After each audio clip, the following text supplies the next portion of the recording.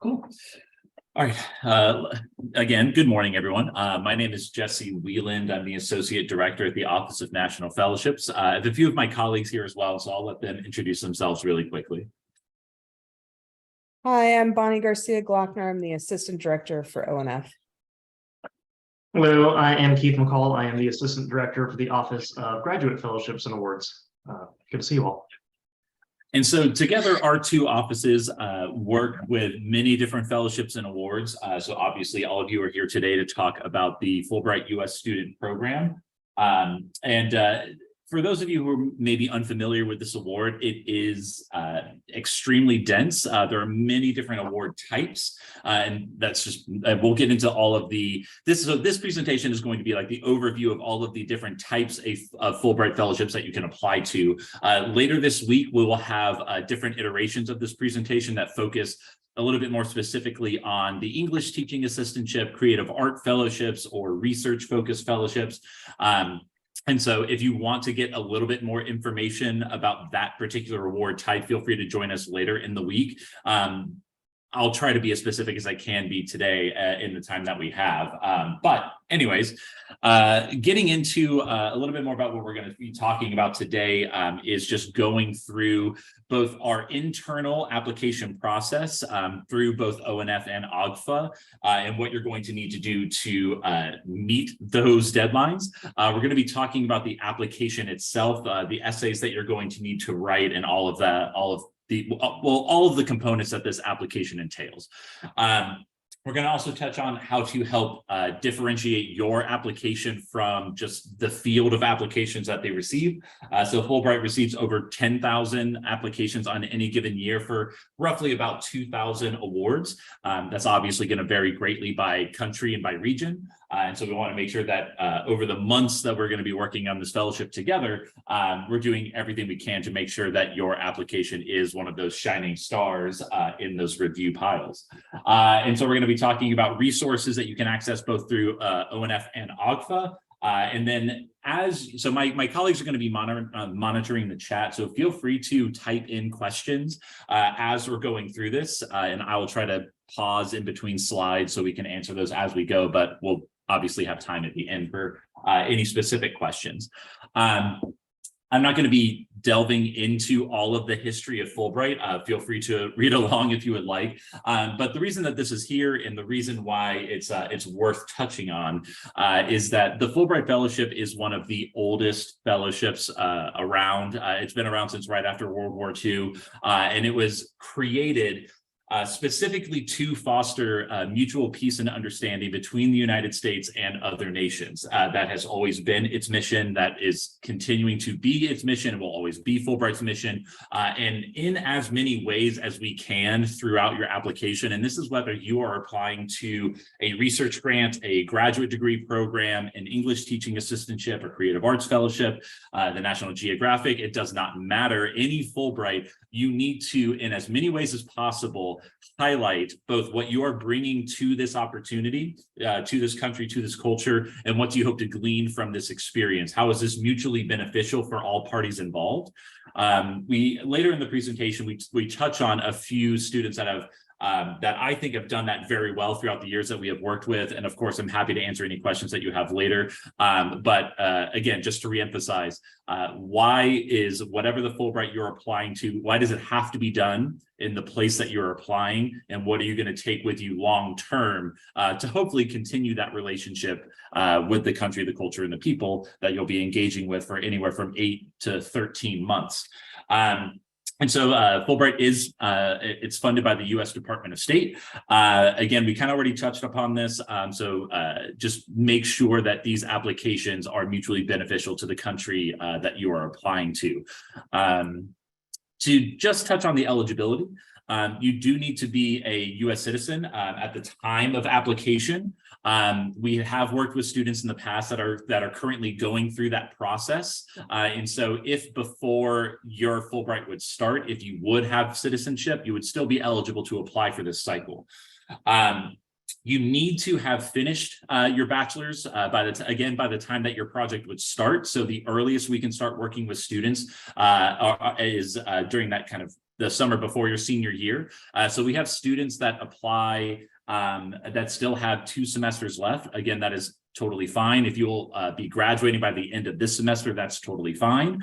And if you're a graduate student, you want to make sure that you're applying at a time that is appropriate for your program. So if you're ending, say, like the first year of your master's degree, now would be the time to apply, because you would ideally finish that master's degree before your program would start. You need to, now this is not the case for all countries, but most countries for Fulbright will have some degree of foreign language proficiency. So if you're applying to a country that Spanish is the predominant language spoken, that is for any case going to require somewhere between intermediate to advanced proficiency. But if you don't have any foreign language proficiency, there are plenty of destinations in Central and Eastern Europe, within Africa, within Southeast Asia, that do not require any foreign language proficiency. So just know, as you're researching these different countries, what is going to be required of you in addition to the academic aspects of your program. And then this last caveat, this is something we can break down in a one-on-one meeting. Applicants do need to be in good health. Fulbright is willing and able in many circumstances to provide accommodations for students that need it to ensure that your Fulbright can still happen. But that's something you need to disclose upfront to make sure that they have that infrastructure in place for when you do travel abroad. Now, I kind of already mentioned this, but Fulbright is, we typically say a year, but in some locations that can be as little as around 7 months. I also think they just recently started offering Fulbrights in Greenland for like 3 months. So outside of those, typically say about, and that's 3 months because most people do not want to deal with the winters up there. But most awards are going to be around that 10-month mark. It's over 160 different countries that are eligible for Fulbright, but different countries are going to have different types of Fulbrights available and in different quantities. So you'll find some countries that only offer the academic grant. So those that are rooted in research or perhaps pursuing a graduate degree.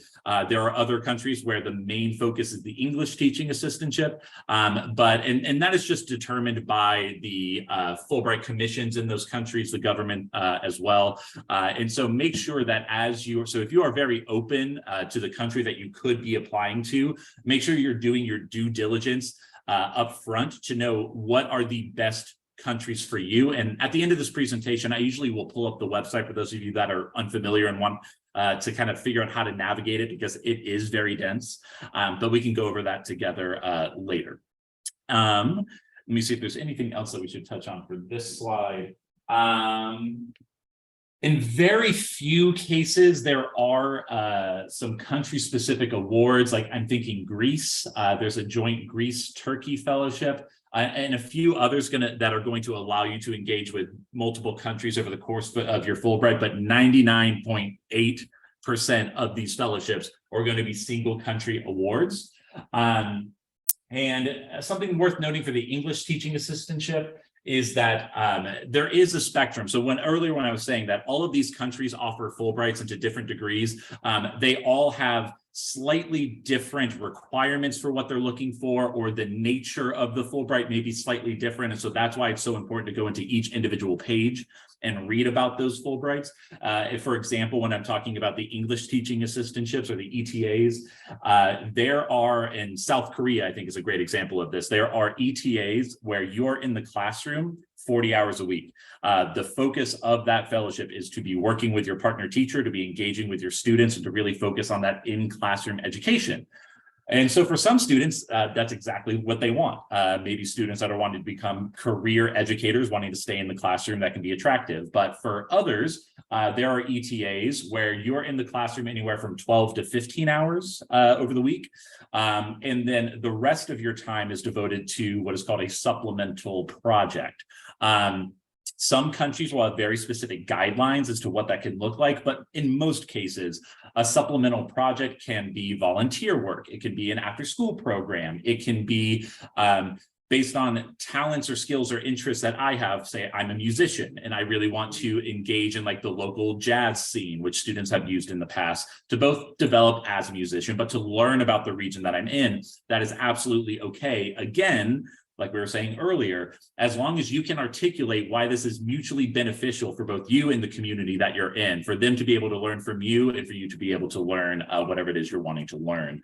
And so yes, so that's something to think about. And so if you're looking at the English teaching assistantship as, yes, I want to engage in the classroom, I want to learn, develop my pedagogical skill set, great. But if there are other interests that you have, this could be a really excellent way to learn about the place and the culture that you're going to be in, is through that supplemental project. And so both this slide and the next slide are students that I've worked with in the past who I think obviously in their own right are academically exceptional students. But I think aspects of their application and how they navigated the Fulbright application and how it fit into both their academic and professional trajectory, I think it just stands out. And I think it's worth noting. And so Eli, for example, he applied during that senior year, kind of like that summer leading into his senior year, and was heavily involved in research at Florida State that focused on coral reef restoration. And as they were researching the appropriate country to apply for, ultimately settled on the Philippines because the research they were doing at Florida State intersected with the research that was already going on in the Philippines. I can't remember specifically which part of the country. And so I say this because for some students that are interested in research opportunities, once you get into your master's or your doctoral program, like you're pretty firmly set in what you're doing and hopefully have like in-country connections. But for lower divisions, or not lower division, but for undergraduate students, that can be a little bit more challenging because some students feel like they have to come up with an idea that is entirely novel. And if that's you, by all means, feel free to do so as long as it's feasible. But in Eli's case, he was able to take research that he was doing that was supported through FSU's idea grants and other fellowships. And when he reached out to these labs in the Philippines, he reached out with drafts of his essay. And he was like, this is my proposal. This is the research I'm wanting to do, looking for feedback or any guidance. And the research lab that he reached out to was, yes, absolutely. Your project looks great. We love your ideas. However, this is what we already have going on. And so they were able to meet somewhere in the middle to be like, we would love to have you as part of your team or as part of our team. And this is kind of the list of responsibilities that you would have. And so it was kind of through that conversation that his statement of grant purpose, and we'll get to these components a little bit later, was really able to evolve and flourish. And so the best piece of advice I have for anyone right now, whether you're looking at an academic or an English teaching assistantship for Fulbright, is to start reaching out early. To these universities you may be wanting to partner with, to these research institutes, or to libraries you may be coordinating with, because, for example, if you're applying to France and you wait until the summer to start reaching out to those institutions, best of luck to you, because that country shuts down during the summer and during holiday. And so if you don't have these connections already established, it's going to make the application process that much more difficult. But something else that I wanted to touch on, at least when it came to Eli and his application, and this is something that I will tell all of my students, and this is not in any way a glass half empty perspective. But when I'm working with a student on a Fulbright application, our conversation always incorporates some iteration of, okay, well, what's your contingency plan? What's plan B? What's plan C? What's plan D? So your future is not wholly dependent on a Fulbright offer, because I knew Eli's application was going to be well received, but even then, that's never a guarantee. And so while Eli was offered the fellowship, something else that we couldn't have predicted was the global pandemic that we have been living through for the last few years. And so for Eli's situation, that kind of looked like 2 years of well, we can't go yet. We're trying to, figure out like what are we going to do in the meantime until hopefully this Fulbright offer can begin. But what Eli was able to do was take some of the research that he had been doing as an undergrad and some of the connections he had developed, specifically in Honduras, where he interned over the summer. I think it was this island called Utila. And he was able, until his Fulbright began, he was able to go back, I think in 2021, to that location and continue his research there. Ultimately, just because life doesn't stop for Fulbright, Eli ultimately had to decline his offer, and so never got to do the research that he proposed, but is now working for, I think just started a position at Florida Fish and Wildlife in Tallahassee. And so the point is, Eli was wholly qualified to do the project that he proposed, but luckily had some options to fall back on because life happens. And so for most seniors that I'm working with, so Keith and Agfa will predominantly be working with graduate students, and then we predominantly will be working with seniors and recent alumni. But for all of those students, it's like, okay, so I'm applying to a Fulbright, and that can be an industry job. It could be graduate school. It could be an internship, but whatever it is, hopefully by senior year, spring of your senior year, you have options in front of you. But that's why I like talking about Eli's application. Was a phenomenal application, but was very well prepared for the unpredictable. And hopefully we don't have another pandemic in the pipeline. But anyways, so moving on from that, Brian is a student that I knew for many years, since I was a graduate student at Florida State, and was part of that first Fulbright class that I worked with years ago in 2017. And so when Brian applied, and also to touch on like having that contingency plan, the first time that Brian applied to Fulbright for an ETA in Kenya, it was an outright rejection, like didn't make it past the first round.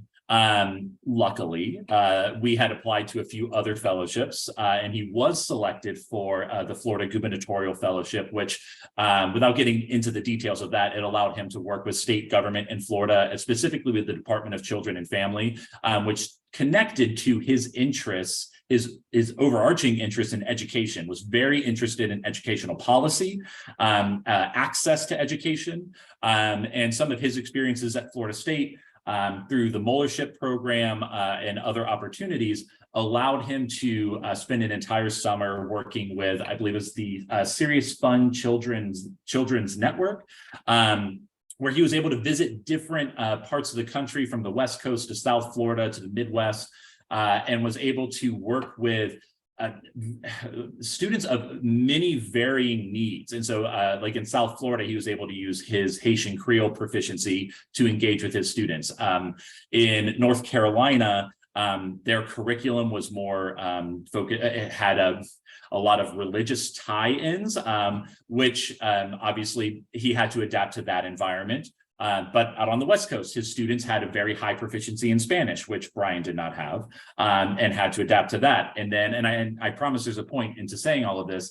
And then in the other location he was at, his students had just varying cognitive needs. And so he had to adapt in all of these destinations, how he taught his students, the materials that he incorporated into the classroom, to help them not just learn English, but to learn the arts, to learn math, to learn all of these different things. And so we went into the Fulbright process knowing all of this. Like, I knew Brian had a very diverse background and a diverse set of pedagogical skills.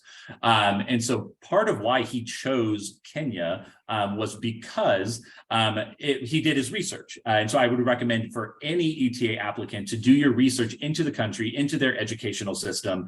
And back in 2018, he saw that for students in Kenya, to access, I can't remember if it was college or to access high school, you needed to have some level of English proficiency, like intermediate or whatever it was. And so he knew, okay, well, being a language learner himself, he's like, I know I can help my students in this. But for the ETA in Kenya, it also had an explicit caveat in that we want students with backgrounds in, I believe it was debate, sport, or the creative arts, and so we want students that are able to teach these topics. And so in his essays, we really leaned into his experience with the Serious Fun Children's Network and talked about how he had to adapt his pedagogical style to accommodate the students that he was working in. And we then took that experience and discussed how that was going to now manifest in Kenya with his students in Nairobi. And so it wasn't just, applying to an ETA because I want to be in the classroom. He did a lot of research into settling on why Kenya was the best placement for him. And ultimately did receive an offer and was able to go and finish, luckily, before the pandemic got underway. But the point is sometimes I'll have students come in for an ETA and it's, I want to apply to Italy because I want to be in Milan for the summer, or I come from a big Italian family. And like, that is amazing and excellent. But if you look into ETAs in Italy, I believe it's only in the southern part of the country. So you would not be able to be in Milan for the summer. But also, do you have the proficiency in the language that you need, or do you have reasons beyond, I come from an Italian family. So for an ETA to be successful, you really need to have that intimate knowledge and maturity to understand why it's this country and this country alone. Any questions thus far before we start digging into the application checklist itself?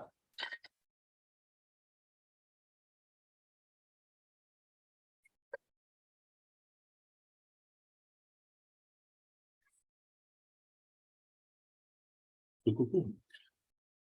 So I believe it is now open online, and so you can go in and create a Fulbright application. Words of caution: make sure you are on the U.S. student page. You are not yet applying for faculty Fulbright fellowships. So every year there's about 1 or 2 students that create an application and they're applying as seniors in college, to faculty awards. Please make sure that is not you. Those are entirely different applications. But part of why creating an account will be helpful is you can start scrolling through at this very early juncture to understand what is going to be asked of you in this application. There's a reason why we have these presentations scheduled for the end of January for something that's not technically due until October. And it's because this award, when done properly to alleviate as much of your stress and my stress and Keith's stress and Bonnie's stress, is the earlier you can start, this application is so much more manageable. Now, when we're in the throes of the application process, the majority of your meeting with myself, Bonnie, or Keith, we're going to be going over the 2 major writing components of the application, which is that statement of grant purpose and personal statement. So if you're applying for an ETA, it is 1 page each. For a total of 2 pages, single space, and that's -2 lines for your heading. So you actually have less than 1 page to fully articulate everything they ask you to do in these prompts. And then for every other fellowship, you will have a 1-page personal statement and a 2-page statement of grant purpose. I obviously recommend going in and taking a look at the prompt, but I question, or I caution taking the prompt literally, because when we are working, we will make sure as your advisor to make sure you are covering all of your bases. But what you will see is these prompts are extremely vague. And when you break down the statement of grant purpose, if you look at every single individual caveat that they ask you to address, you're going to find that your application and your essays are extremely choppy, and there's not really much of a narrative, maybe it doesn't flow very well. Conversely, for the English teaching assistantships, I have had students that have answered the prompt to a T. And if you do that, what you are submitting to me is a prose version of your resume. And that's great. Oftentimes those are very impressive, but it's not interesting, it's not engaging, and it's not what Fulbright is looking for. So we want to obviously take a look at the prompts, review the general essence of what they are looking for. And then that's where we kind of take the prompt, we take you and make sure that your narrative is addressing what they're looking for, but also is authentically you. It is your voice, it's about your experiences, your goals. I know right now that's kind of a little bit more esoteric, but when we break it down in a one-on-one meeting and over the weeks and over the months of working on this, it starts to become very clear how to navigate that process. Now, yeah, for the statements of grant purpose, if you're doing a research project or a graduate degree or a master, like a one-year master's in the UK, for example, you're going to need to really understand why you're applying to this place, so whether that's rooted in current events or data or whatever that may be, we need to detail whatever the project is. I ideally would like to see a timeline for your research project, or if you're applying to a graduate degree, I want to know, like, what are those major courses that you're taking, or what is there a thesis involved, or who's your supervising faculty, whatever that may be. And then we want to also tie in to kind of go back to where we were talking about at the very beginning of this presentation, your extracurricular engagement, that cultural engagement that is part of this Fulbright fellowship. And maybe that's something that ties into what you're studying or ties into your research, or maybe it's something adjacent to that. That's fine if it is, but we want to make sure that we're cramming all of that into this condensed space. The language evaluation. So obviously, if a country requires intermediate proficiency, you need to, and we'll help coordinate this, but you need to meet with someone who can evaluate your language ability, both your reading, your speaking, and your listening. Now, if, for example, say I'm applying to Argentina, it has intermediate proficiency in Spanish required, and say the nature of my project is I'm conducting say 50 interviews with this community partner, these locals in this area. I need to translate and code all of so long story short, if the nature of my research and project really requires advanced proficiency, and I don't show that in my application, and I don't show that through maybe an interpreter that I'm working with in country, that will negatively impact your application. And so know that you need to meet whatever that bare minimum proficiency is. But if your project really, really requires a mature understanding of the language, you need to show how you're either going to develop that skill before you get there, or you have the support in country. Additionally, if you're applying to a country where there's no foreign language proficiency, but you have other language proficiencies, whether it's directly relevant or not, please include that. It can be very helpful, say, oh, well, this student, clearly they've studied another language, they've developed a high proficiency. So even though they don't know this language, we believe this student has the maturity or, the skill set to maybe to be able to pick it up. Or if you plan to study the language, again, we want to make sure that we include everything in your application as possible, or as much as possible. You do need 3 letters of recommendation. Obviously, for academic awards, letters from academics, people that have seen you perform well in the classroom or perform your research well, are the most valuable. If all 3 of them come from faculty, excellent. I would say at least 2. And then the third can be maybe a character reference, talk about your leadership, talk about your intercultural exchange ability, or just to engage across these differences. Now, when it comes to the ETAs, it is not a letter of recommendation, it is a reference letter. And so you can find those forms on Fulbright's website. I believe it's about 5 questions, maybe 150 or so words each. And so for the people who are recommending you, maybe say they've seen me in the capacity that 4 of these questions are talking about, but maybe not in the 5th. That's fine. Set up a time to have a Zoom call, go to their office hours, sit down with them, share your application to make sure that they can answer all 5 of those questions. The letters of affiliation. Now, ETAs, you do not need to worry about letters of affiliation. These are purely for the students applying to graduate degrees or research opportunities or creative art projects. You can submit up to 3, and oftentimes 1 is required. And so in a letter of affiliation could be many, many different things. 9 times out of 10, what they're looking for is, okay, who is the university partnership that you're working, or who's the faculty member at that university that you're going to be working with? So Fulbright wants to know that if we select you and we drop you in the middle of Rio de Janeiro, wherever that may be, we know that you have a support system in place that's ready and willing to work with you. Now, as long as you meet that minimum requirement, that is all you need to do. But for certain projects, and again, this goes back to the word feasibility, your project will be very well received if, and to give you kind of a brief example, I had a student some years ago that was applying to a video project in Germany to, there was this space that was being built to both provide housing to refugee populations or recent immigrant populations. It was going to provide space, I believe, on the ground floor for artists, a free or very affordable space for these artists to practice and hone their skills. There was another caveat that in this moment I'm forgetting, but anyways, this student he got 3 letters of recommendation, and one was from an academic in the city where this was being built, because that met Fulbright's requirement. So this person was going to advise their project, make sure this was an ethically sound project and was going to be completed in the 10 months that they had. This student also got a letter of recommendation from the developers of this project.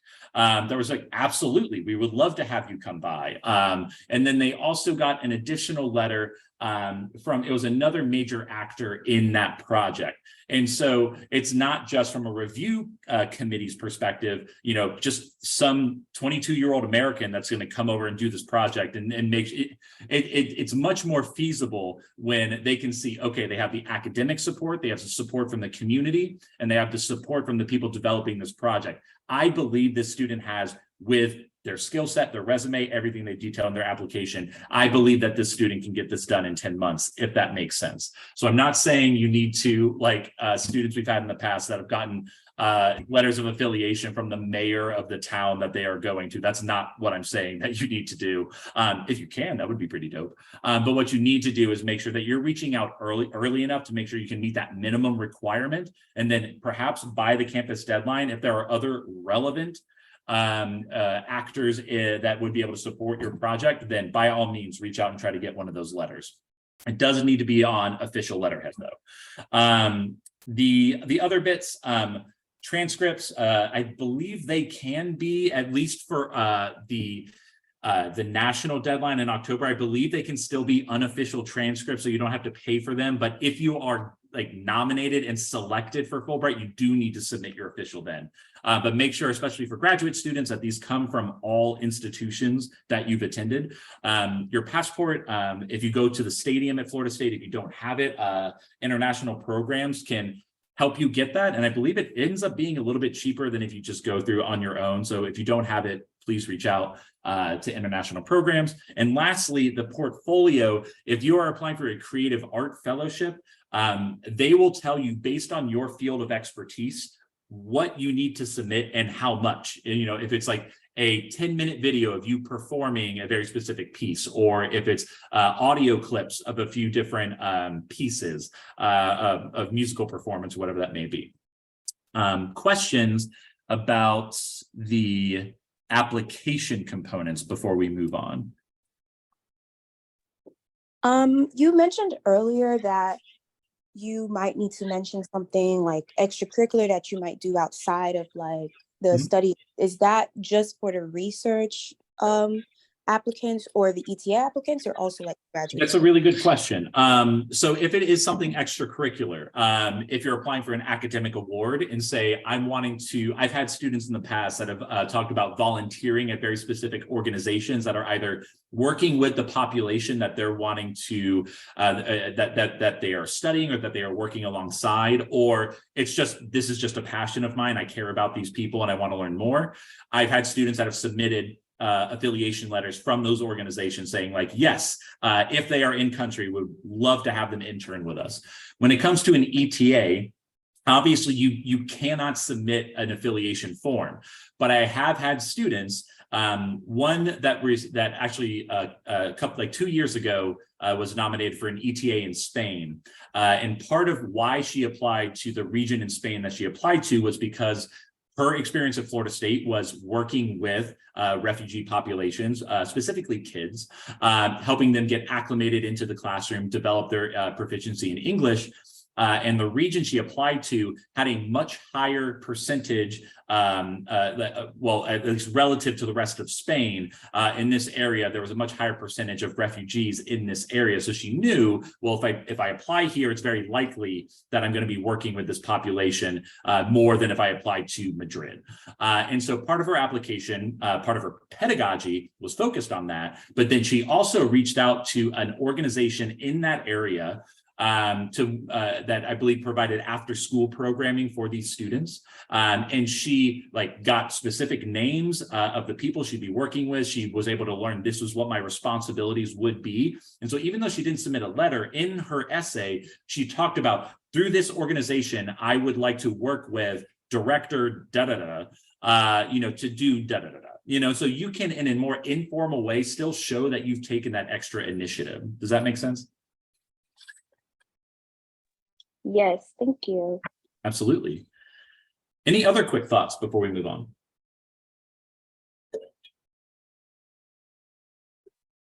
Cool.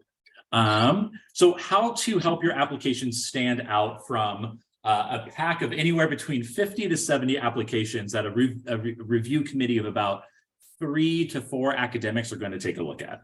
And so like I've already hopefully emphasized a few times already, is a commitment to that mutual peace and understanding mission that Fulbright has in as many ways as possible. How is this project going to be beneficial to the community and to yourself, both in the immediate and in the long term? When it comes to in-country experience, for example, some students that maybe grew up, say, the first 10 years of their life, I lived in Morocco, and I want to go back for my project to Morocco, but I've been living in the United States for the last 10 years. As long as you meet other eligibility requirements, the only way that becomes an issue is if you hold dual citizenship. And so some countries do allow for citizens of the US and that country that you're applying to apply. Most don't, but so say, for example, I also, spent the last year, maybe I spent my freshman year studying in England, and now as a senior I'm applying to go back. Again, that is fine. Where it becomes an issue is if say I'm currently living in the country conducting research, or I've been here for the last 10, 12 months, and I'm applying to a Fulbright to extend that. That's where you start to get into some muddy waters. And so you can have familiarity and even very mature knowledge of the culture in the country that you are applying to, but make sure, if this is of concern, bring it up with myself, Keith, or Bonnie, and we can reach out to our Fulbright contacts. But very rarely, at least in the students that I've worked with, has that been an issue. I've already mentioned language proficiency. You need to meet whatever the requirement is of that country. And if you can show that you are continuing to study that language at Florida State or in your community, or if you have an interest to study the language while you're in country, you can feel free to articulate that in your application. And again, I cannot emphasize this enough, but you need to, in as many novel, unique, just interesting ways, find that this is why my project needs to be done, not just always in this country, but sometimes in this city, or sometimes at this university, in this city, in this country. The more specific you can make it, the better, because you don't want, if I can just Control F and find wherever you mention that country, if I can delete it and add another country in and the application remains the same, it is not a good application. You need to find those specific reasons why you need to be there. And then if you are taking notes, if you write one word, it is just feasible. That is the one word to remember from this presentation, because when it comes to research projects, I don't necessarily need you to complete the project fully, put a period and tie a bow on it, whatever, but you need to, whatever it is, if there's a specific data set that you need to collect and code, you need to show me through a timeline, through your affiliates, through whatever means possible, that I will be able to, from the time that I get into the country until the time that I leave, I will be able to gather everything that I need, to to end this Fulbright on a positive note. For the English teaching assistantship, say where feasibility becomes an issue is, say I'm applying to Vietnam, and for the ETAs in Vietnam, like I know that I will likely be placed in very rural parts of the country, and then say for my pedagogy, I'm referencing methods or materials that may not be accessible in this area. That calls into question your knowledge of the country, the region, and the resources that you would have, if that makes sense. And so we want to make sure that you are cognizant of the populations that are going to be in your class. Like the student I mentioned earlier, she knew she was going to have a very high percentage of refugee students in her classroom, and she tailored her pedagogy and what she wanted to talk about to that population. But also dependent on the age of the students, if I'm talking about very mature content and things it's going to require like 17, 18-year-olds to kind of get what I'm putting down, I guess. And I'm actually, based on the award, going to be working with like 8-year-olds, then again, it's not feasible.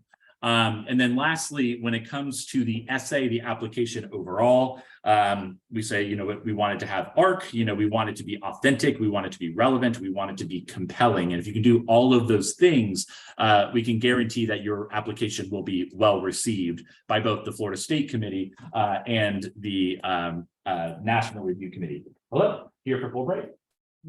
Are you here for the Fulbright? No, sir, I'm here to replace the keyboard. Okay. I realized that there was a class going on. No, I'll be done in like 15 minutes. It is not working, I can confirm. But yeah, I'm just finishing the presentation right now. And then you want to come, can you come back about 10:15? Okay, awesome. Sorry about that. Thank you. Okay. So let's see. Okay, and so just to briefly outline the selection process, because Fulbright is one of those fellowships that's going to have you twiddling your thumbs for much longer than you would like to, unfortunately. And so we, like I said, we're having these presentations now because our hope is that over the next 3 to 4 months, you are contemplating what is the best location for you. You are thinking about who might those potential affiliates be, who might be writing your letters of recommendation, maybe running by the idea that I plan to apply to a Fulbright to your PI. They are usually and often they're willing to help you or to help connect you perhaps to opportunities or connections that they do have in country, because we don't need to really sit down and start hammering out this application until like at the earliest, like April. But we do have this June 1st deadline. And so that is for our pre-application.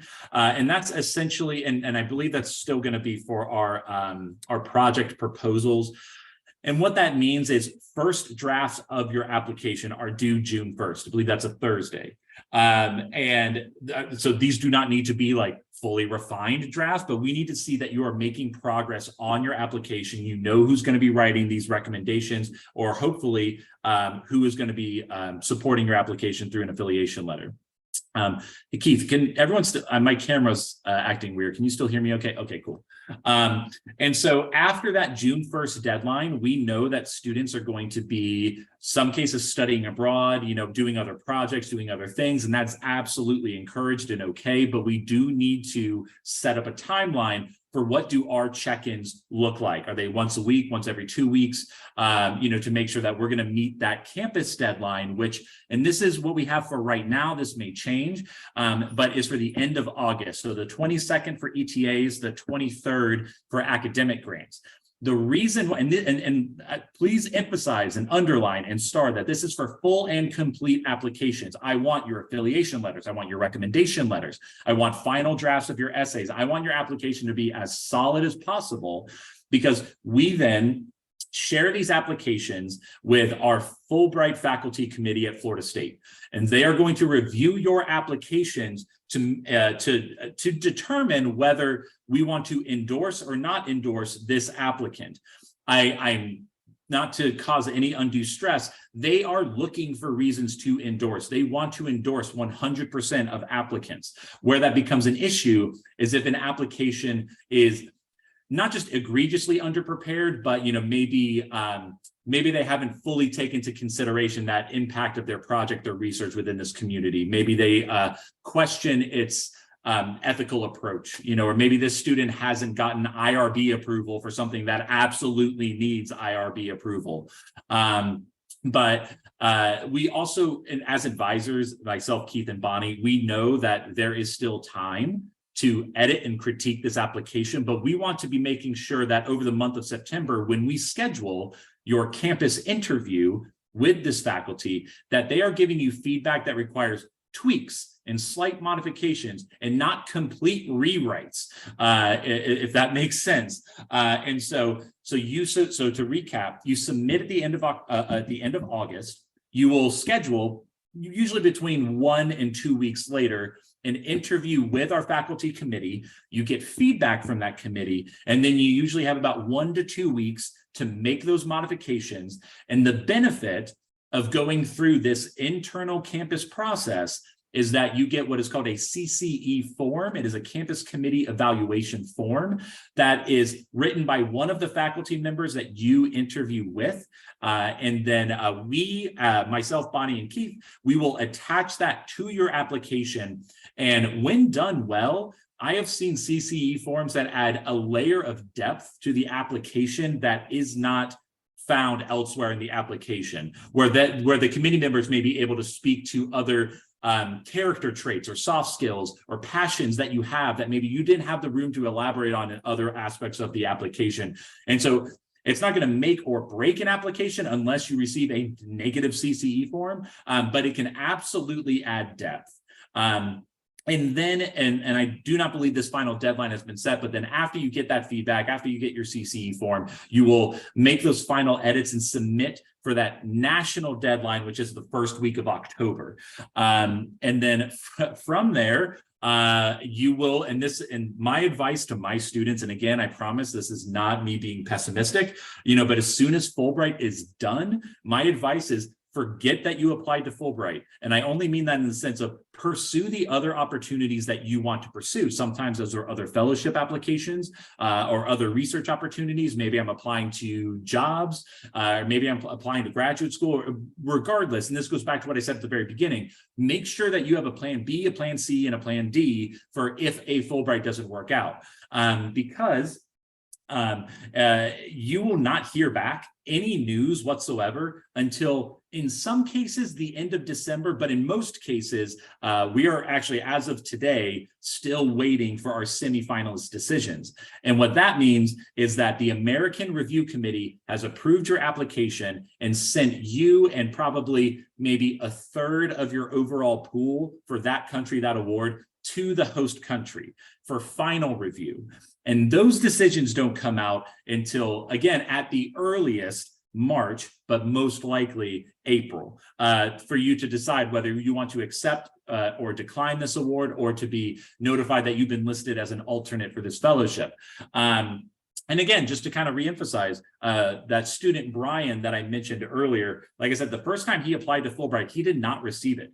He accepted another fellowship offer that was a year-long internship, and then we worked on a reapplication during that year, and that's where his application was accepted the second time around. But Fulbright does force you to apply a full year in advance of when you want to do this project. So obviously, we are talking in January of 2023 for a project that is likely not going to start until the fall of 2024, and so Fulbright really does necessitate that much planning. And so again, that's why we, ONF and OGFA, are here to support you through that process.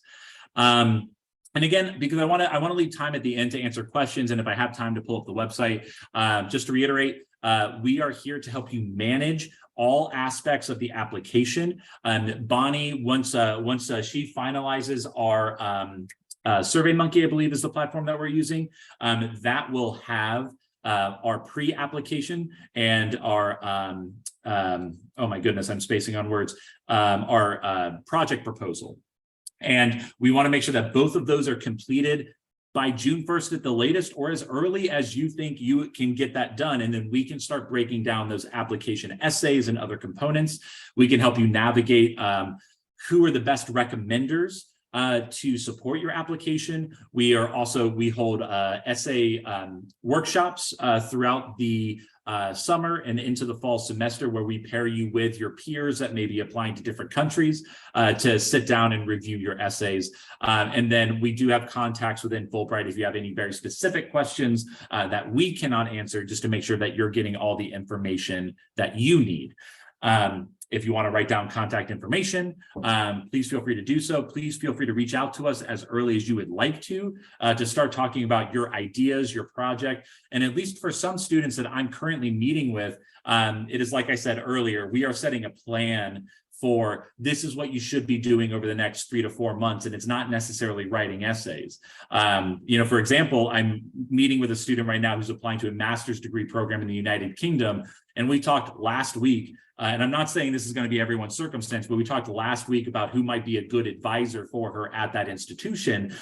She reached out to them and now has a soft offer to come and do research in his lab over the summer. And so we're going to see if that can work out. But so like I said, that's not going to be everyone's situation. But if reaching out early maybe ultimately leads to a Zoom call, maybe a little bit more context that you can't get from that website for the university or that institute, then whatever that is, that's going to help you in the long run. But now we have time for questions. And if you want to hang out for a few minutes, I'm more than happy to pull up the website and kind of show you how to navigate that. But if you do need to leave, thank you so much for joining. It was a pleasure. Sorry for these slight technical difficulties. I don't know if you can see what I see, where I'm just blinking okay, perfect. Who knows? I scared away the guy that came to do these fixes. So maybe we will shut down a little early, but anyways. Questions, comments, concerns?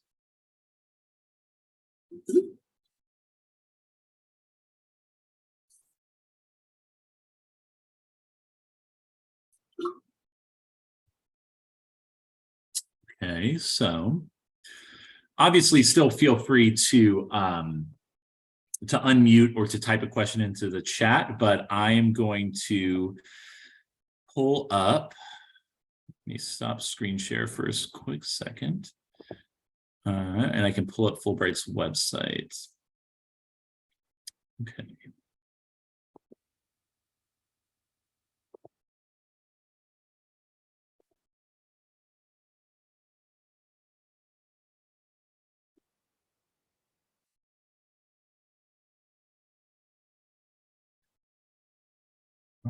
Okay, so for those of you still here,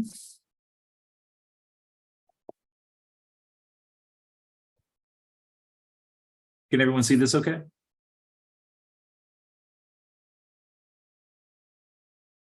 Yeah. Okay, perfect. So when people first come to Fulbright, oftentimes they fall into a couple of different categories. Maybe they know exactly the country that they are applying to, but maybe they don't know the award type. Or on the other side of that, they know exactly I'm looking for an English teaching assistantship, or I know my research project will incorporate this, but it's pretty flexible and I don't know where. Maybe I know a region, or maybe I'm completely open. And so regardless, whatever camp you fall into, I think the easiest place to start can just be by looking through the different countries that are available, or even more specifically, looking through these different regions. And so let's start with Brazil, for example, because they have a ton of awards. But Brazil also is operates on a binary where you either apply to an ETA or an Open Study Research Award. That's it.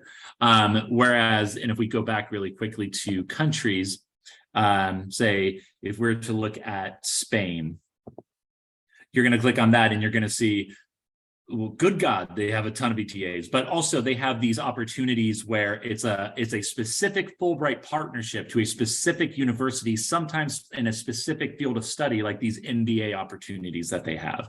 So again, they also have at the very end these open study awards, but you need to go through country by country to figure out maybe what is the best placement for you based on what you want to do. But let's go back to Brazil. Just to show, so if you're applying to an academic award, it's oftentimes going to be lumped under this open study research opportunity. And that is a very important line to look at to know what they mean by open study research is going to be down here that says, okay, so for an open study research project in Brazil, what we do mean is research. What we don't mean is graduate degree enrollment. You will find some I can't speak. Some countries will have that inverted, and some countries will be open to both. Meaning, if you want to pursue a research project, great. If you want to pursue grad school, great. If you want to pursue a graduate degree program that involves research, great. And so you need to make sure that it falls in line with what they are looking for. You also want to look at, where is it? Well, it is important to note, Brazil is unique in that they have a February start date. So some do start in the spring. Most will start in the fall. So be aware of that. You will look at the language proficiency requirement. Intermediate is required. Also, a very unique caveat that I always, and this is why I usually check Brazil and why it's so important to go through these in detail is, so for example, Brazil states that priority will be given to projects outside of Sao Paulo, Salvador, and Rio de Janeiro. And so like they are stating, like if you're going to be in anywhere else, your application may have a slight plus when we're reviewing it. With that being said, I had a student that was nominated and selected, completed their Fulbright fellowship a few years ago, who, based on the research that they were doing, based on their project, based on the people that they were working with, the stories that they were wanting to incorporate in this chat book that they were developing, they needed to be in Sao Paulo. And in their application, we cited like literal numbers and data. We cited museums and resources and libraries and gave as much information as we could about essentially saying my project will not be up to the quality I know it can be if I am not in this city. And so they got the thumbs up. So use this as a guide, but also know intimately what your project needs to be successful. And again, that's why your advisor is here to help you. And so anyway, and then they have some helpful resources down at the bottom. You can go to the embassy websites to maybe look more into what are those initiatives in country. And if your project perhaps aligns with that initiative, that again, I think would be well received because it falls into Fulbright's overarching mission. Now, okay, so let's see. Let's touch on the ETAs really quickly, just to kind of show you. So I actually could have just gone back. So some ETAs are very straightforward. They're going to tell you how many hours you're going to be in the classroom. So this one says, for example, 20 hours for lessons, 10 hours for planning. So you'll be in the classroom 30 hours, meaning you have about 10 for, I would assume, a supplemental project. They will sometimes tell you fields of study that they prefer. Like we prefer candidates to have this type of academic background. Sometimes you'll see that, you know, like for example, like TESOL, you know, or ESL certificates, or like that's highly preferred. That does not mean they won't select you, you know, if you don't have that. So I would never say pursue this type of certification just for a Fulbright application. I have had students that have pursued these concurrent with their Fulbrights, but it was because I was doing this anyways. You know, and many people, I'd say the majority of people applying to ETAs are not applying because they want to be career educators. They are applying because this type of cultural knowledge and experience and growth in the language is so necessary to what I want to do long term that I need to be here for this length of time and working with these students. And so again, wherever you fall in that spectrum is fine. We just need to make sure your application is not pretending to be anything that it's not, that we want you to be authentic throughout the application. And so placement type is very important for many students applying to ETAs. If you are like me, I do not want to work or really be around children at any point throughout my day. So I will not be applying to an ETA where I am working with children. And so know the population that you want to work with and why. And so university placements, that is going to frame how we approach your application. Now, and most countries will not give you this. I should point out that it is likely that you could be in a capital city, a regional city, a rural city. So you need to be flexible because you likely will not have say in where your placement is. We can find ways based on your pedagogical preference, based on your background, to maybe show where you would be most effective, but we need to be flexible. Now, there are going to be countries where they will say overtly, do not apply here if you are not willing to be placed where we need you most.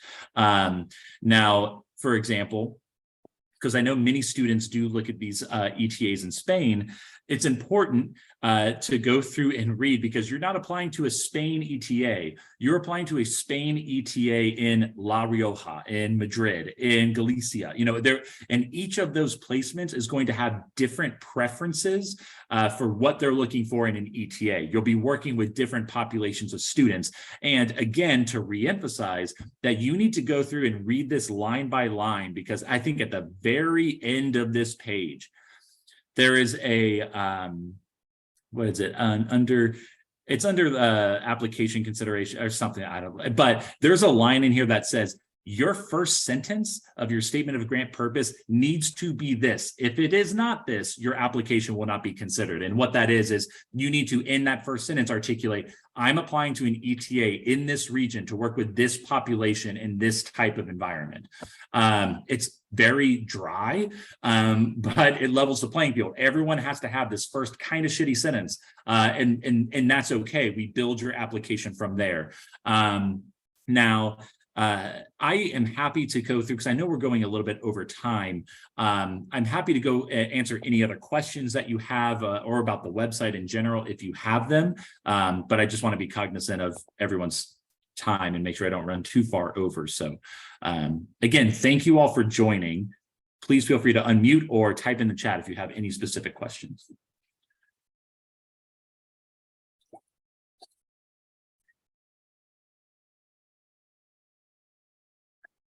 And if not, thank you so much for joining.